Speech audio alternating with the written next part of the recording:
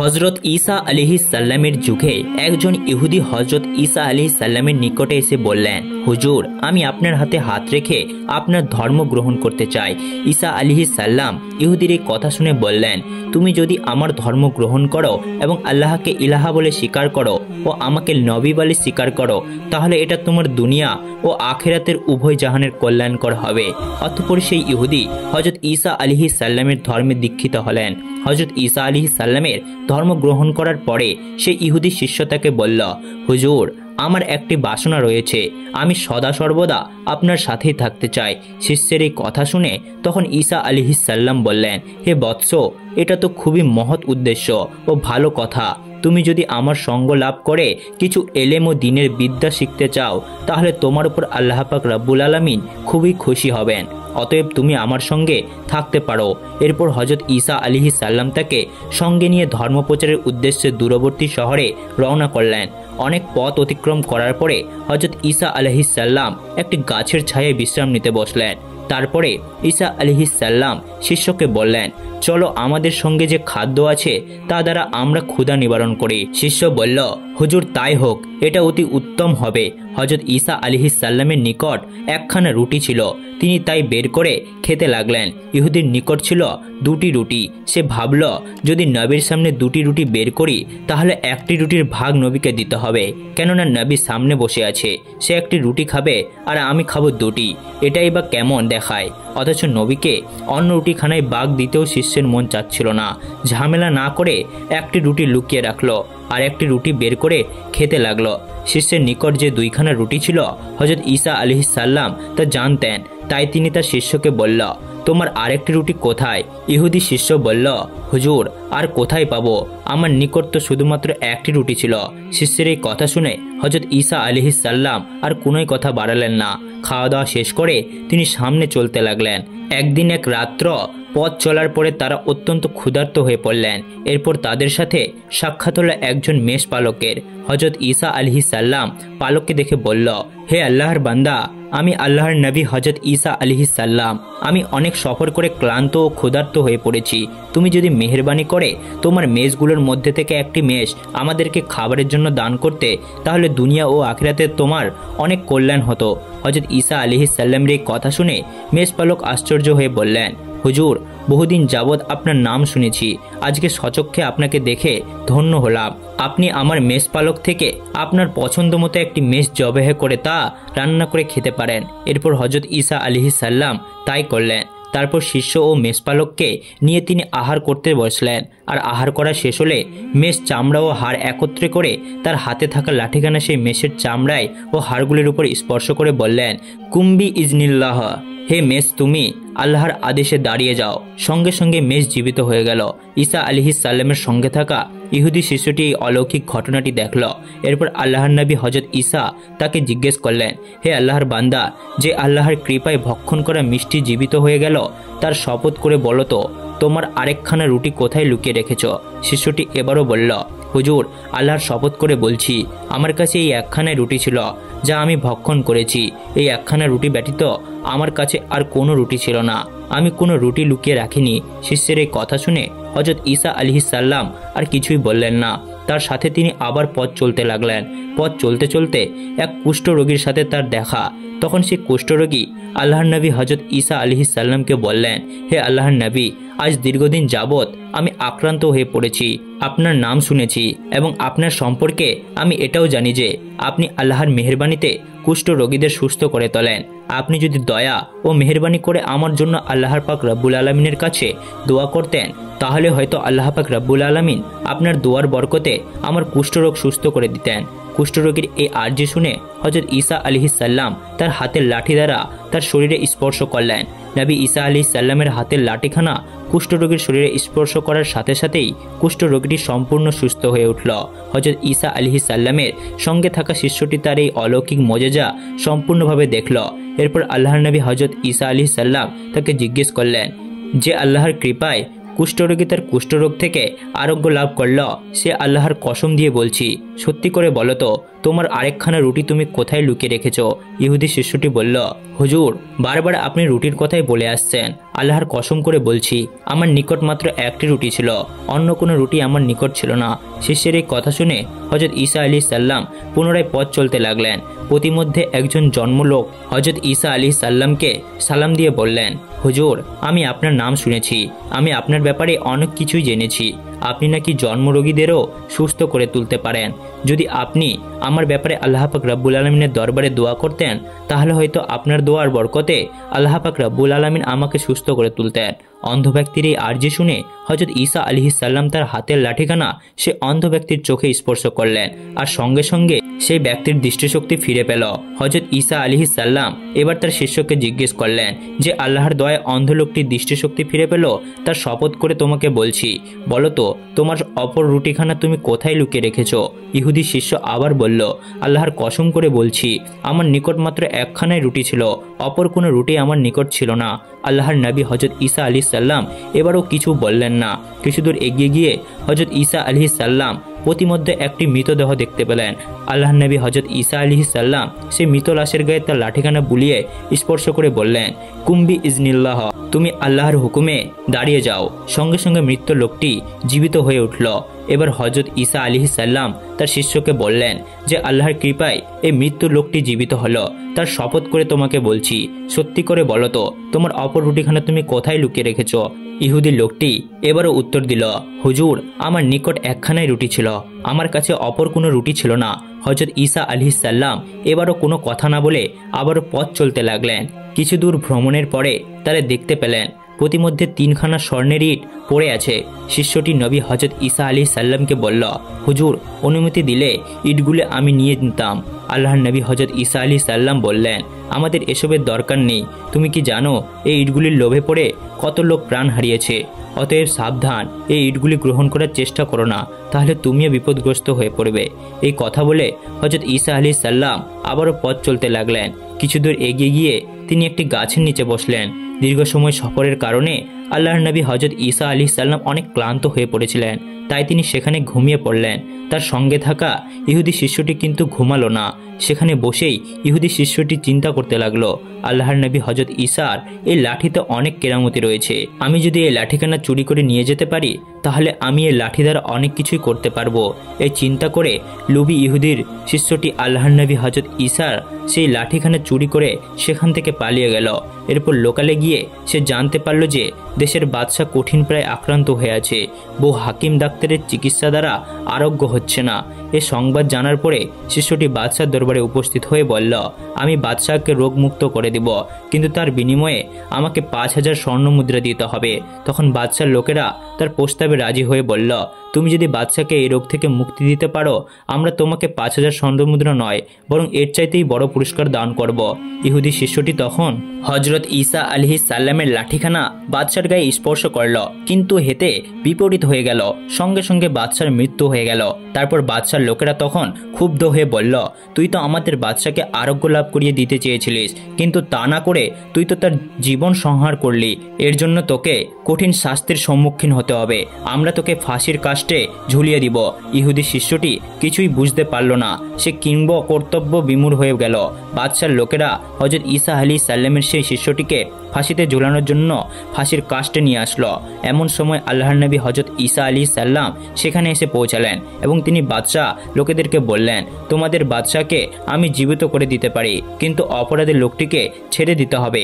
বাদশার লোকেরা বলল, ইতিপূর্বে এই লোকটি আমাদের বাদশাকে সুস্থ করে দিতে চেয়েছিল, কিন্তু সে তা না করে আমাদের বাদশাকে মৃত্যুর দুয়ারে ঠেলে দিয়েছে। এখন আবার তুমি এসে বলছো আমাদের বাদশাকে তুমি জীবিত করে তুলবে। তুমি যদি সত্যি আমাদের বাদশাকে জীবিত করে দিতে পারো তাহলে আমরা এই লোকটিকে ছেড়ে দেব। এরপর হযরত ঈসা আলাইহিস সালাম সে লাঠিখানা তার হাতে নিয়ে সে লাঠি দ্বারা তার শরীরে স্পর্শ করলেন এবং তিনি বললেন, কুম্বিনিল্লাহ, হে আল্লাহর বান্দা, তুমি আল্লাহর হুকুমে জীবিত হয়ে যাও।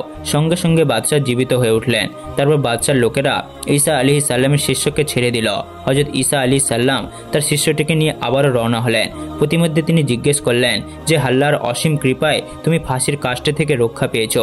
আল্লাহর কসম করে বলছি, সত্যি করে বলো তো তোমার আরেকখানা রুটি তুমি কোথায় লুকিয়ে রেখেছ? পাপিষ্ট লোকটি তখনও বলল, আরেকখানা রুটি আমি কোথায় পাবো? আমার নিকট তো কেবল একটি মাত্র রুটি ছিল। সেই কথা শুনে হযরত ঈসা আলাইহিস সালাম আর কিছুই বললেন না। তিনি আবার পথ চলতে লাগলেন। পথ চলতে চলতে সেই স্থানে স্বর্ণের 3খানা ইট ছিল। সেখানে এসে পৌঁছালেন। তারা দেখতে পেলেন ইট 3খানা সেখানেই পড়ে রয়েছে, কিন্তু পাশে 4টি লোকের মৃতদেহ পড়ে রয়েছে। হযরত ঈসা আলাইহিস সালাম তার হাতের লাঠি দ্বারা মৃত লোকগুলির গায়ে স্পর্শ করলেন এবং বললেন, কুম্বিনিল্লাহ, হে আল্লাহর বান্দা, আল্লাহর হুকুমে তোমরা জীবিত হও। এবং তার সাথে সাথে লোকগুলো জীবিত হয়ে উঠল। এরপর তাদেরকে জিজ্ঞেস করলেন, হে আল্লাহর বান্দারা, বলো তো তোমাদের কি জন্য মৃত্যু হয়েছিল? তাদের মধ্যে থেকে একজন বলল, 3খানা ইট আমরা 4 জনে ভাগ করে নেওয়ার জন্য সিদ্ধান্ত নিয়েছিলাম। তারপর একজনকে কিছু খাদ্য কিনে আনার জন্য বাজারে পাঠিয়েছিলাম। সে খাদ্য কেনার জন্য বাজারে চলে গেল। আমরা পরামর্শ করলাম আমাদের সঙ্গীটি ফিরে এলেই তাকে হত্যা করব এবং 3খানা ইট 3 জনে ভাগ করে নিয়ে যাব। অপরদিকে আমাদের সঙ্গী আমাদের 3 জনকে হত্যা করে একাই 3খানা ইট নিয়ে যাওয়ার জন্য খাদ্যের মধ্যে বিষ মিশিয়ে এনেছিল। এরপর যখন সে বাজার থেকে ফিরে আসলো তখন আমরা তাকে আক্রমণ করে হত্যা করলাম আর পরস্পরের সিদ্ধান্ত নিলাম আগে খাবারগুলি খেয়ে নিই, তারপরে 3 জনে 3খানা ইট ভাগ করে নিয়ে যাব। যখনই আমরা সেই খাবারগুলো খেলাম সাথে সাথে আমরা মৃত্যুবরণ করলাম। আর এখন আপনি আমাদেরকে জীবিত করলেন। হে আল্লাহর নবী, ওই ইটগুলোর কোনো প্রয়োজন আমাদের নেই। এরপর পুনরায় সেই লোকগুলি আবার মৃত্যুবরণ করল। হযরত ঈসা আলাইহিস সালাম এবার বললেন, এই ইটগুলি এবার আমরা নিয়ে যাব, কিন্তু আমরা তো মানুষ মাত্র 2 জন। তাহলে আমাদের যার নিকট 2খানা রুটি ছিল সেই 2খানা ইট নিয়ে যাবে, আর যার নিকট একটি রুটি ছিল সে নিবে 1খানা। তখন পাপিষ্ট ইহুদির ইটের লোভ সংগ্রহণ করতে না পেরে বলল, হুজুর, আমার নিকট 2টি রুটি ছিল।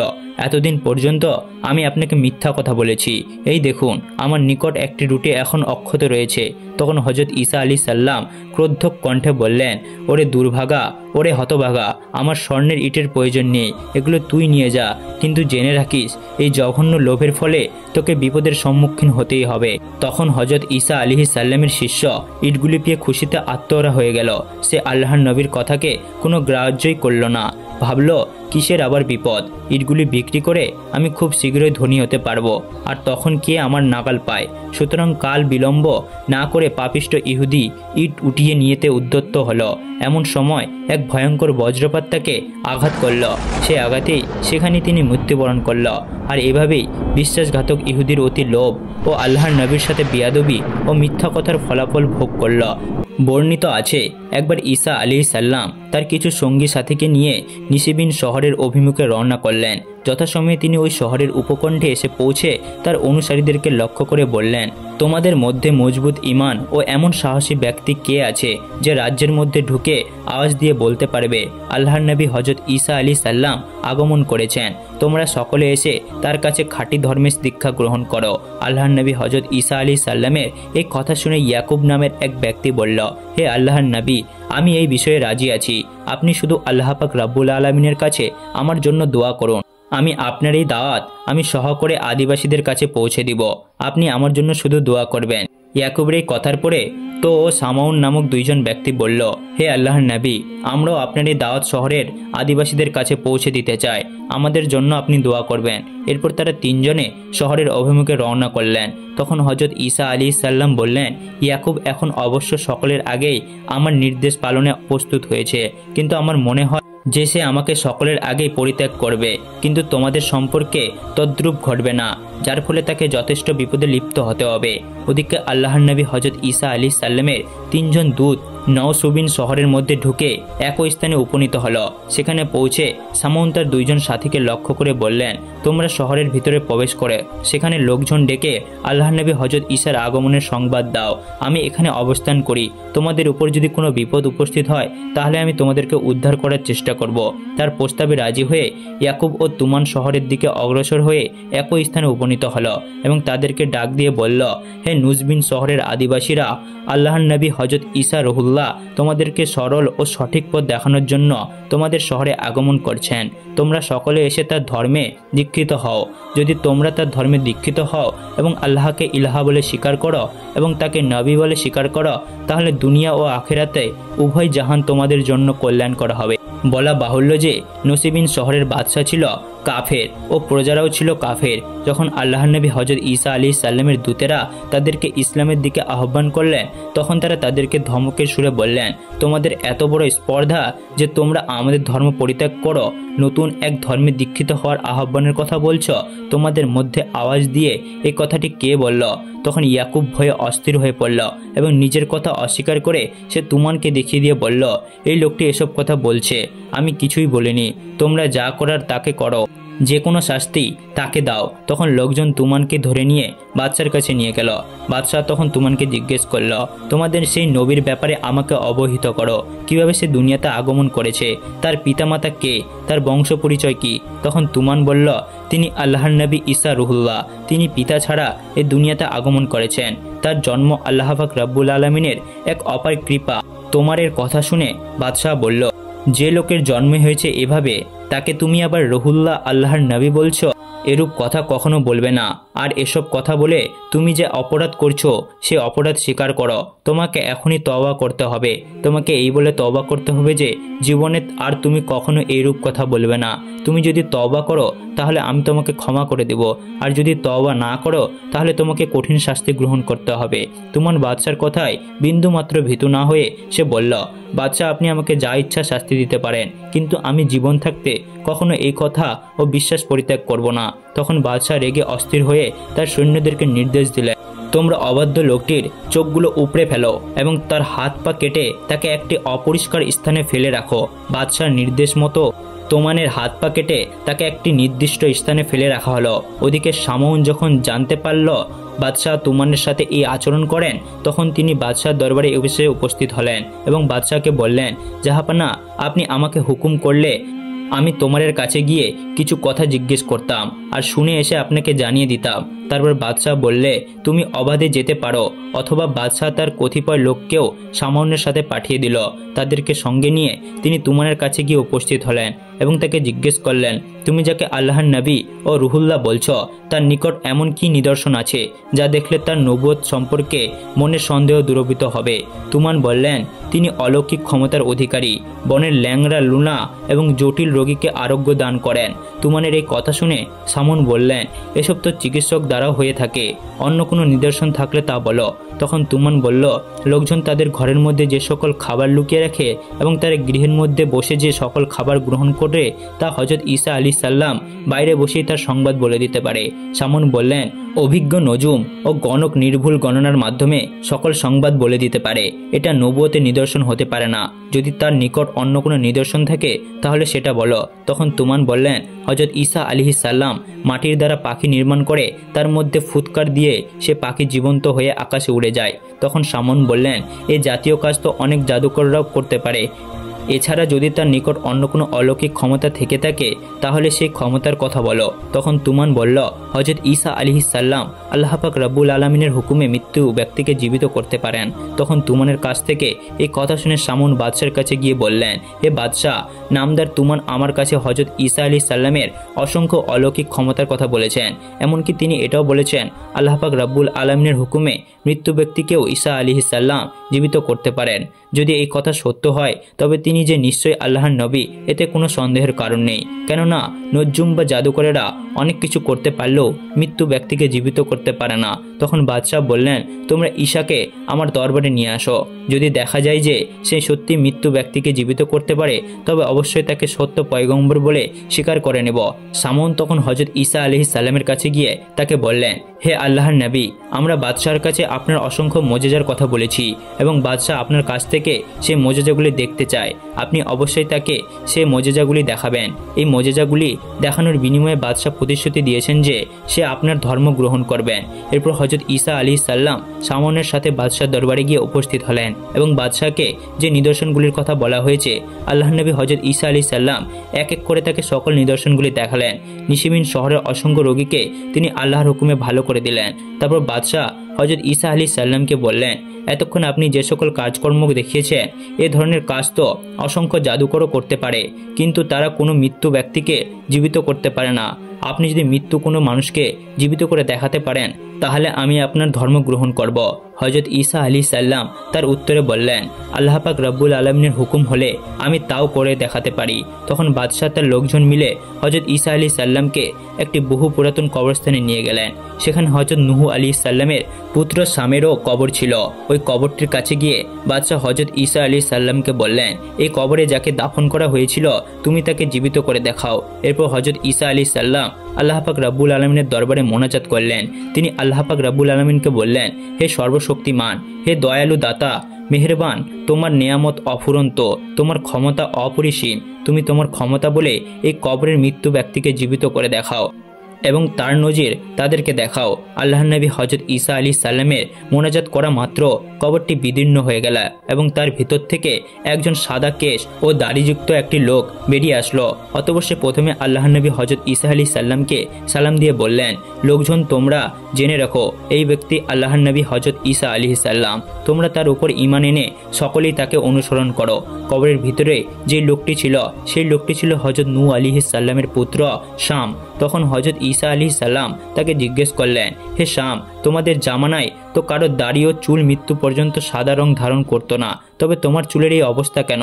তখন সে জবাব দিল, হে আল্লাহর নবী, আমি জানতাম যে রোজ কিয়ামতের সামান্য আগে আপনি দুনিয়াতে আসবেন। কবরে থাকা অবস্থায় আপনার আওয়াজ শুনে আমি মনে করলাম যে রোজ কিয়ামত আসন্ন হয়েছে, আর সেই রোজ কিয়ামতের কারণে আপনি আগমন করেছেন। সুতরাং হাসরের মাঠের হিসাব ও নিকাশের ভয়ে আতঙ্কে আমার দাড়ি চুল পেকে এই অবস্থা হয়েছে। তখন হজরত ঈসা আলাইহিস সালাম তাকে জিজ্ঞেস করলেন, স্যাম, তুমি কি বলতে পারবে কতদিন পূর্বে তোমার মৃত্যু ঘটেছিল? স্যাম জবাব দিল, 4000 বছর পূর্বে আমি মৃত্যুবরণ করেছি। হজরত ঈসা আলাইহিস সালাম বললেন, এখন যদি তোমার আবার এই দুনিয়াতে বসবাস করার আকাঙ্ক্ষা থাকে তাহলে তুমি বলো, আমি আল্লাহর দরবারে তোমার জন্য দোয়া করব যাতে তিনি তোমাকে সেই ব্যবস্থা করে দেন। শ্যাম বলল, হে আল্লাহর নবী, আমি আর এই দুনিয়াতে বসবাসের আকাঙ্ক্ষা করি না, কেননা এই দুনিয়া ক্ষণস্থায়ী, বসবাসের ঠিকানা নয়। 2 দিন পরে ঠিক আমাকে মৃত্যুবরণ করতেই হবে। অতএব কিছুদিনের জন্য এখানে থেকে আর কি বা লাভ? আপনি আমার জন্য দোয়া করুন যেন আল্লাহ পাক রব্বুল আলামিন পুনরায় আমাকে সেই অবস্থায় ফিরিয়ে দেন। এভাবে বেশ কিছুক্ষণ কথাবার্তা বলার পরে শাম আবার মৃত্যুবরণ করলেন। এই ঘটনায় নওসুবিন শহরের বাদশাহ ও তার লোকজন সরাসরি প্রখ্যাত করল এবং সবাই একসাথে হজরত ঈসা আলাইহিস সালামের উপর ঈমান এনে সত্য ধর্ম দীক্ষিত হলো। এই ছিল হজরত ঈসা আলাইহিস সালামের অলৌকিক মোজেজার কাহিনী। আল্লাহ পাক রব্বুল আলামিন আমাদের এই কাহিনী থেকে সঠিক পথ লাভ করার তৌফিক দান করুক। সকলে বলুন আমিন। খুদা হাফেজ।